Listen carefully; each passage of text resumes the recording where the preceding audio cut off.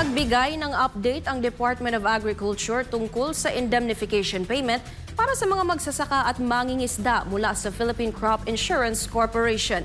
Samantala, pumalo na sa mahigit 10 bilyong piso ang halaga ng pinsala sa agrikultura, bunsod ng magkakasunod na bagyong Christine hanggang Pipito. Si Creseline Catarong magbabalita.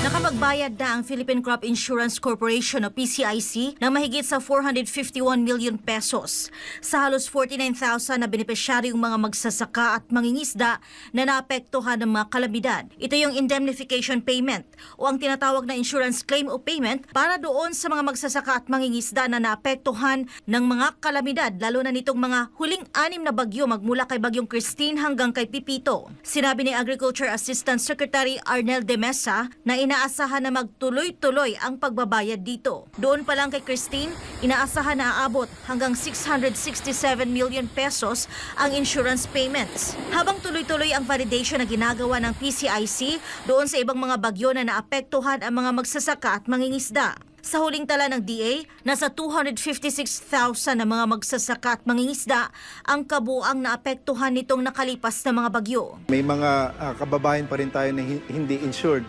Doon sa mga 3 hectares and below, walang binabayarang premium yan at sinasagot ng PCIC. Inihayag ni De Mesa na kung walang insurance claims, pwede silang makatanggap ng mga libreng binhi ng palay, mais, gulay at mga pataba. Mayroon ding Quick Response Fund para sa recovery and rehabilitation ng mga apektadong lugar at Survival and Recovery Loan na 25,000 pesos. Ganun na rin yung mga interventions na binibigay natin para sa mga magsasaka at mangingisda na binibigay ng iba-ibang ahensya under the Department of Agriculture. Magmula sa bagyong Christine hanggang kay Ophel, nasa mahigit 10 billion pesos na ang halaga ng pinsala sa agrikultura.